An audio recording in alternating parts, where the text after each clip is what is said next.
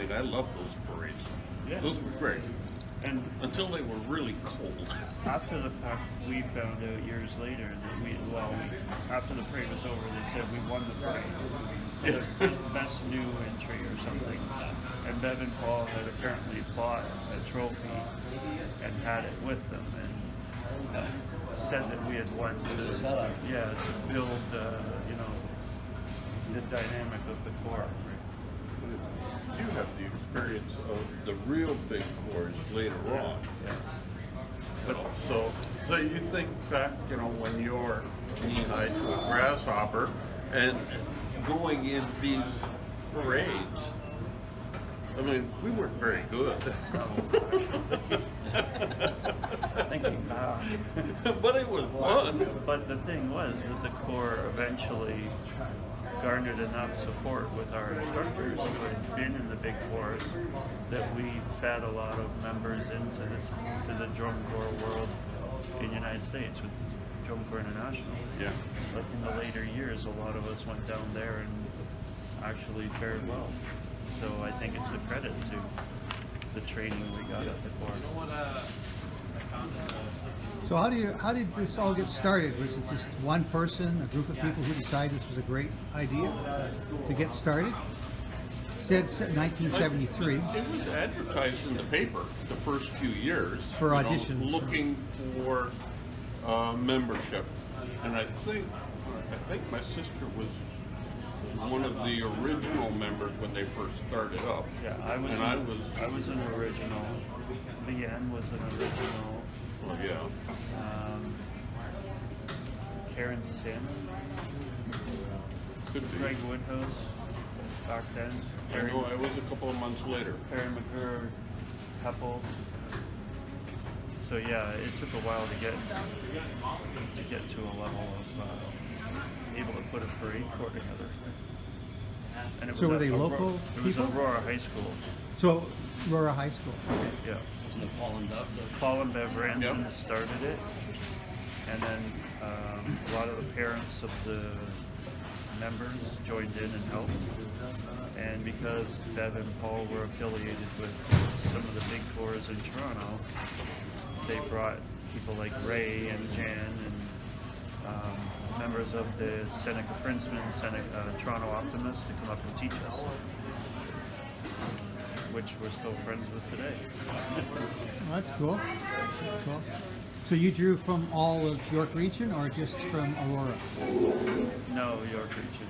All of York Region. Primarily Newmarket, Aurora, some from Oak Keswick, Ridges. Oak Ridges, yeah.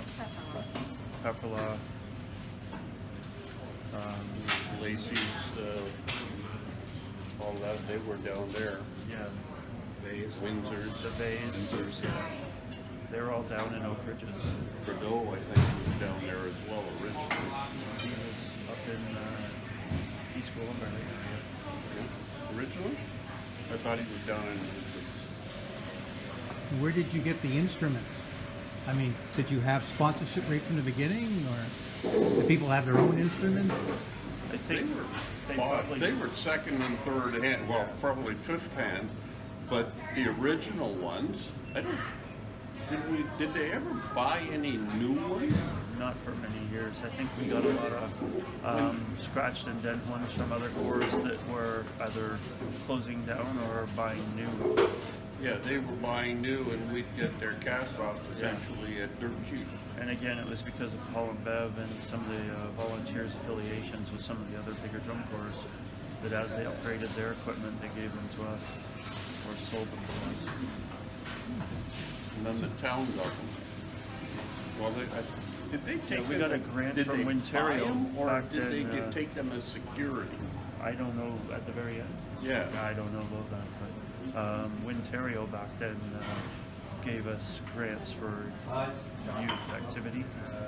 I remember Ormisher Ford in Aurora donated a van for our use when we were going out of town on parades to use for our equipment transportation. And it had Ormisher Ford on it, so they were from Aurora. So it was a lot of communities, donation, Community involvement. volunteerism. I'm pretty sure the only new equipment the Corps ever bought was drums. Yeah. silver Slingerlands.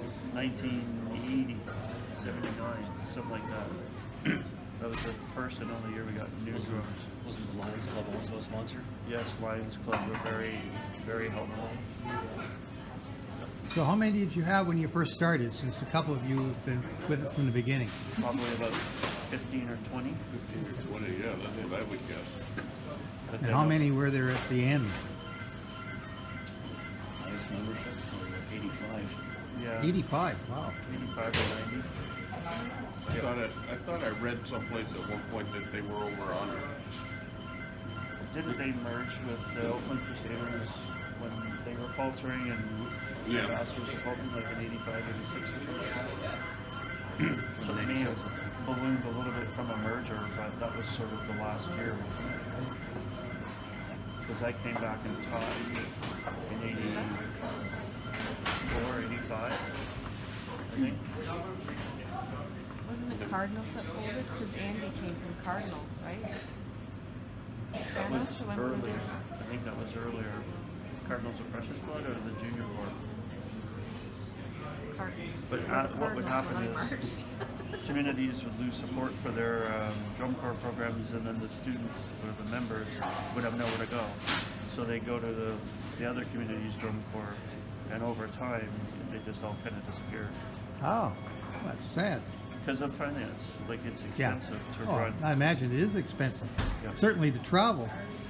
So I was taking a look at the And list. insurance. And insurance, yes, yes. I was taking a look at the list, and you guys won a lot of prizes, so you must have been pretty good. You said you weren't much at the beginning, but you must have really gotten good over the years. Yeah. Weren't, you know, you can hide the guys who aren't so good. Okay. When you become good, you're not necessarily good individually. You have good individuals, but as a group, you can hide, you know, your Rockwells. Rest in Rockwell was peace. our cymbal guy. Yeah. He had no tempo. He was told by the crowd when to hit his cymbals that our parents Right. were in there. Yeah, but he had no idea exactly when. I think credit to Paul and Beth was they would take anyone. Oh, 'Cause good. Good. It was a bigger vision, I think, that it's to help kids stay off the street. So you don't need to be skilled. You don't No. need to know music. We'll fit you in somewhere. So what's the age group are we talking about here? I'm sorry? The age group. What? How old would you say? 10 to 21. Wow. We all started. I was 10. Yeah. 10 years I- old. I think it went down to about 8. Yeah, there were younger kids. Was that- the earliest we marched. Yeah. And then parked them with the flag in the corner. Yeah, Yeah. with a saber or something standing in the corner. Hey. First year nationals. Really? Yep. Paul Ransom calls me up the night before. Really? He says we got. We need a body. We need a body, exactly. Yeah, we need a Yeah. body. Next day I was standing in the corner holding the saber. Really? Wow. You know, so anywhere, I don't know how many actually aged out. It wouldn't be that many, but they would have been, you age out at 21. Yeah, after You know. 21st birthday would be your last season, so you graduate or age out, and if you wish to continue, you go into a senior corps. But from amateur competition, you end at 21. So there's been only a few. I mean, I left I did. when I was 18. I did 10 years, but 2 of my years were in the States with 27th Lancers, and I aged out my final year in the States, as did you, right? But Gary aged out, like they aged out. Yeah. For those that aged out, there was very few, Yeah. because Holding on to them. they got to a point in life where they were, getting older, getting jobs, moving on, Other things take doing priority. other things that took priority. And then there were some nutty ones like us that stayed right to the end. And they're still in it. How much time would you think you would have been involved? Was there a lot of practice? Obviously, you played, you had a good schedule. I remember you playing in a lot of places, so you had a heavy schedule, but It's usually rehearsal 2 nights a week, Through the winter. 2 hours. 2 nights a week, 2 hours at the high school, learning the basics and getting better at your skills. And then in the winter, around Christmas and starting early November, there'd be pretty much 2 Christmas parades every Saturday, Sunday. So up to like 4 parades a weekend, all around York region. All over southern Ontario. Yeah. I mean, Yeah. we did Music Grimsby, Cambridge. we did all sorts of weird places. Kitchener. We'd do Newmarket in the morning, Aurora in the afternoon, and the next day we'd be Kitchener, Waterloo. Like we were going around, but that was, we would get paid appearance fees. All bands get paid a stipend to show up, so that was helping us earn the income to keep the Corps going. yeah. So what kind of money, I noticed you, as I say, you won quite a few things. Was there decent money involved in winning championships? I don't think so. I think these parades more were, they paid for the buses pretty much, especially early on. Like if we did a couple of parades locally, and then we were on our own to get there. Other than that, I mean, these parades paid for things we did in the summer. We do a spring camp usually, that got paid for with the fees. Or if we went on tour, especially later on, as we got bigger, I mean, we'd go on tour for a couple of weeks in the summer, and we had to have 2 highway coaches and the whole 9 yards, just to move things around. And equipment truck. Well, I think we owned the equipment truck. Plus, But back in the beginning, I remember the bus driver, Pat. She was our regular bus driver, and Al, Yeah. who owned Langdon's bus lines in King City, and they were always very good to the drum corps. They were almost part of the family. They drove us everywhere. Yeah, it's an expensive operation to run, I imagine, from the logistics point of view. Just having all the equipment, you've got to, the equipment, the buses, uniforms, all that sort of stuff. Instruction. meals. I don't know how much. Yes. But so doing all these parades really wasn't profitable, I would say.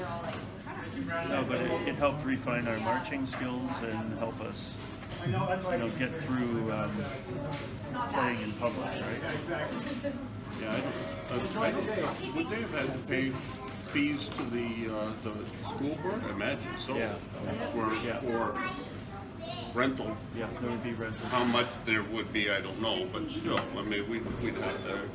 They would have We to were pay in for sure, because you a have bunch of different schools over the years.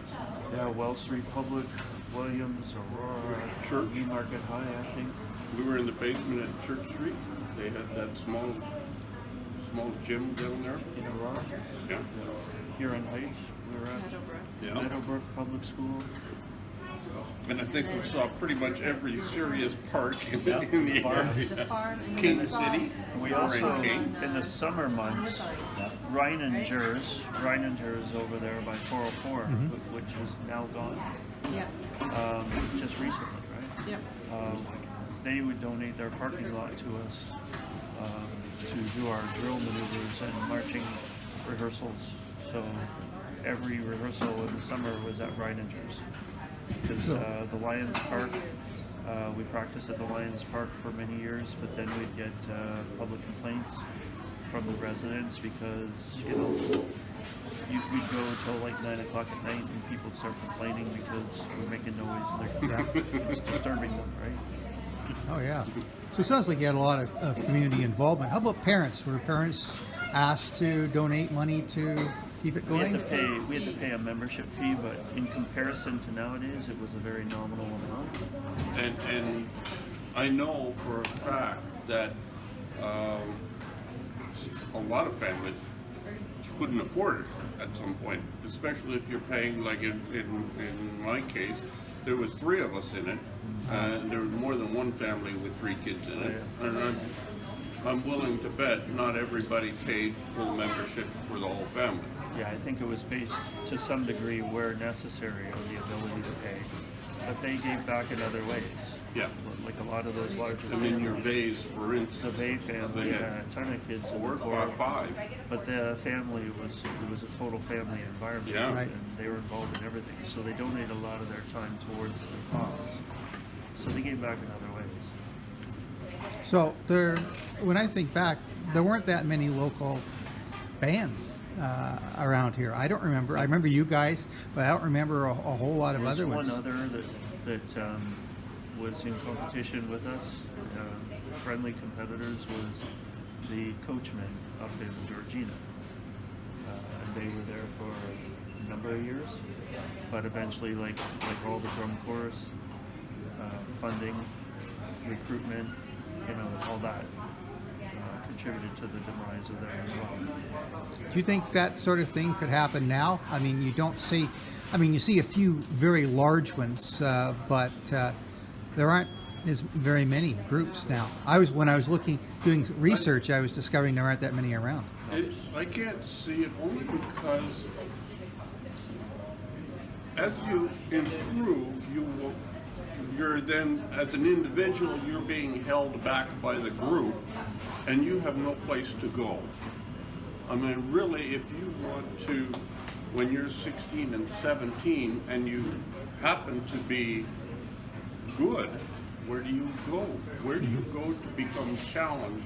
Where do you go to improve beyond that level? You have to go to the States. There is Right. no other. No. Well, I noticed that, when I was going to university, they used to have marching bands, but they don't anymore. We don't have you know. marching bands. We don't have any of No. that. None of that, not even in the school programs. No, and that's where there was a flaw or contributed to the demise of marching music in Canada is that the high school programs didn't have a music program that was marching. It's generally an orchestra or stage bands or something, but in the States, in comparison, they nurture music both in an orchestra environment but marching environment as well. And in fact, the university marching bands, you get music credits by being in the marching band. A number of the people that I've marched with in the United States got to the level where they could even try out for the American Drum Corps through their high school marching band programs.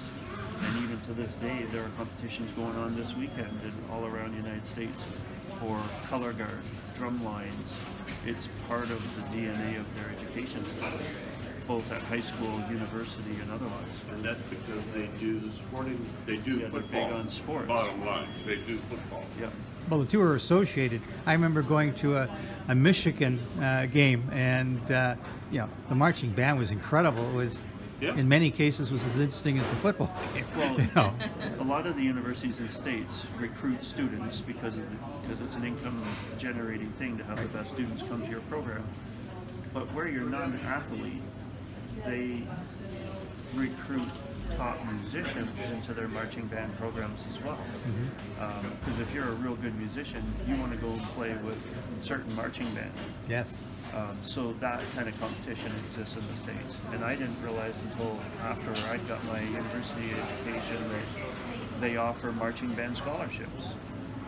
So I could have gone to any university in the United States on a marching band scholarship and taught their marching band students and been a part of their music program with a full ride.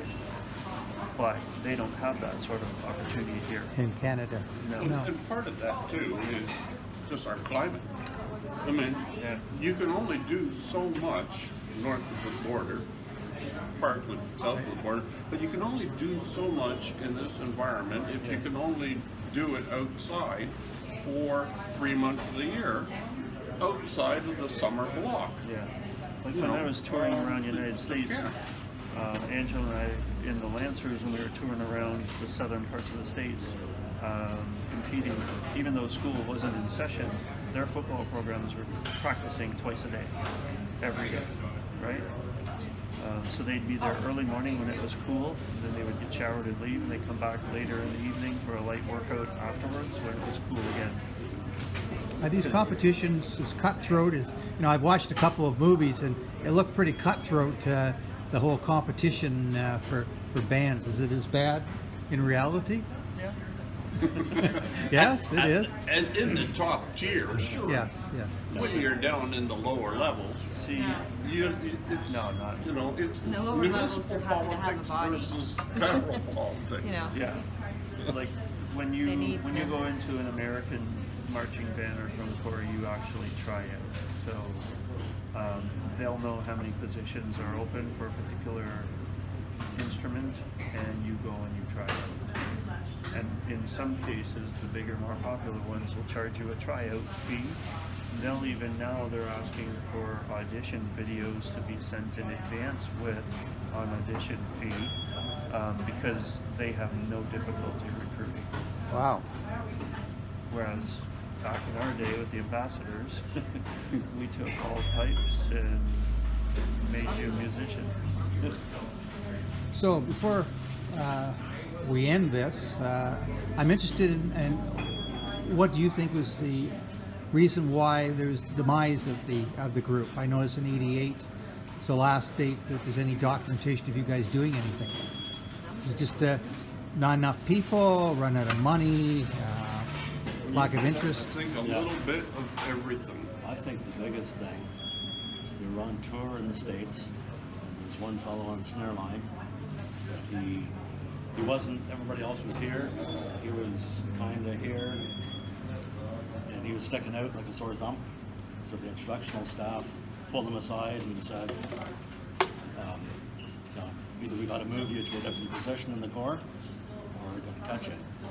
So he didn't want to move to a different position, so they sent him home on a bus. That was Maurice. Yeah. And morale just plummeted right there.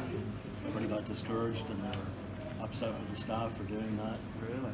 I didn't know that. Yeah. So it just kind of crumbled after that. So your own success was, people were more interested in the performance and less in the participation? Yeah, at that point. And that, you weren't even in open, were you? You weren't even competing open in '88, right? No, It was A? Still A, so it wasn't even like you were going to make top 12. no. That's sad. I Yeah. think it was they wanted to be bigger. Like the Dutch boy had managed to break into open, and I think ambassadors wanted that. But you didn't have the numbers, the money. You weren't there yet, and I think that was sort of the undoing. It was like they wanted to be higher and better, but they weren't there. You couldn't get over that hurdle. It's a lot easier to go to move up when you're smaller, and junior E to junior D Yeah. to junior C was nothing. There wasn't a lot of difference. It was just what application Yeah, form you moving filled up, in. Yeah. then you have to have, you need a solid core to do that. Once you get beyond junior C, you have to have your 100-odd bodies, and they have to be fairly decent. And you have to be committed to practicing every day Yeah. and personally wanting to get better. And you got to come out. You got to have a camp every month. You've got everybody has to be there. I think the good thing was though that in the earlier years, let's say up to 81, 82, there was still a sense of fun. Like there was the serious, let's get better, let's get our heads on straight, practice hard. But then there was the social aspect. Like we all socialized together. We did fundraisers. Parties, recitals house. Yeah, there was always after practice get-togethers. It was a social outlet, which what I found was when I left the drum corps, I had no friends. Because they were all tied to the drum corps. Yeah. Yeah. Well, we did everything together, really. I mean, Like, never right. mind practice and camps and all that sort of stuff. We did the fundraising, we did the, you know, the Dance parades, and so we hung out with each other Right. all the time. Well, I notice you guys have And alumni events, so you must have Not kept as those many as friendships. we should probably. Like some of the other cores that have come and gone are a little bit more connected. I think that's one thing that we could probably work on. Like the Toronto Optimists now have a viable organization with a marching alumni corps. I marched with the Lancers alumni corps in '94. A lot of the corps that have come and gone, the members are missing that camaraderie, so they're coming back and, if not just golfing together or doing fundraisers for the community in the name of their corps, They're they're staying in actually touch forming more the than corps anything. Right. Yeah. and having fun and doing, you know, parades and, you know. Well, it sounds to me like the demise is much like the music programs. I did a presentation in Toronto at St. Lawrence Market, and we talked about the demise of music programs in schools. And I don't think people realize, you know, that music now is just such a small thing. More people take shop in Ontario than they do That surprises music. me.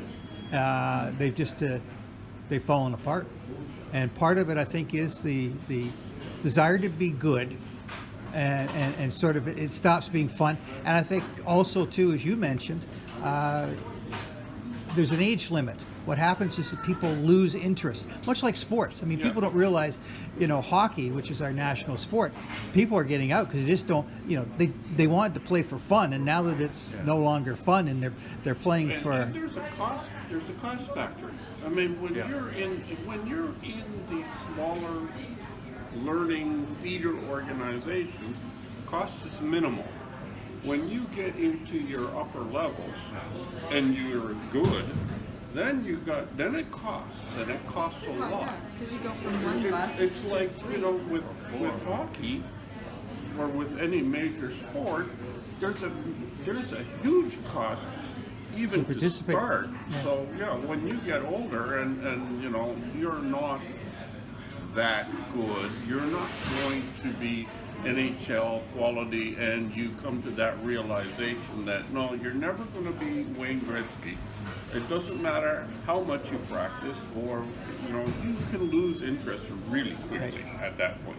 And it's the same with drum corps. If you're not going to be one of the best people around, then you're going to lose interest, because then it becomes a work, and you're just working at it. You know, then it's no longer fun. I've seen it when I was a member of a pipe band where there were a core membership group within that pipe band that wanted to compete in the summers at pipe band competitions, and then there was a smaller grouping of people that just enjoyed playing. Right. And there became a split in the organization where those that really wanted to compete and be out every weekend at events around Ontario competing, they kind of pushed aside the house league players, right? Like when you say hockey, Right. there's the traveling rep hockey and there's the house league players. Well, in this pipe band, there was a break where those that just wanted to do parades, enjoy their craft and socialize, kind of got pushed aside. So they formed two different bands, the competition band and the parade band. And I think in drum corps, some of the bands, the members, they push to be the best. And those that don't really want to be either leave or they don't enjoy it anymore. Well, I guess like most activities, I don't think it's as much fun now. You know, I'm an old man, but it's not as much fun as when I was a kid. You could play everything. You know, you mentioned the Legion, but the Legion provided us with uniforms and equipment to play baseball and hockey and all these things. Now it's a major investment, and you know, they always say, I remember when we were doing the presentation, they said the reason why they don't have music in schools anymore, or they're cutting back, is because people don't want to be involved if they're not good at it. This was the Minister of Education that actually said this, and it's the reason. And they felt that it was wrong for them to spend money on instruments because these people were never going to be good, and that's the only reason they wanted to participate anyway. And I have a difficulty with that. That's why I have an interest in what Because you you're guys gonna are doing. spend money on those kids when they're in rehab and when they're in jail Yeah. because they haven't had something to focus them and keep them on the right path. Exactly. Like I think our parents, You're never going to be good although just because you a spend lot of money. us, yeah, we weren't, great musicians when we first started, but we were off the streets. We weren't at the mall. We weren't sitting at home doing nothing. Yeah. We were learning some skills, and we had a purpose. I think that was the credit to Paul and Bev and the volunteers of our Corps, is that they had a bigger purpose for us. Well, that's good. Well, I thank you very much for your time. I think it's an interesting topic, and I think we should be able to have an audience out there that'll be interested in hearing about remembrances of the ambassadors, because I certainly remember them. I was a big parade person back then. I enjoyed going to parades, and you guys would appear quite often. I loved the uniforms. That was unique. I used to think, this is cool, these uniforms. It was worth being part of the group just to wear the uniform. It was unique. Anyway, thank you very much. Thank you. Thank you. Thank you.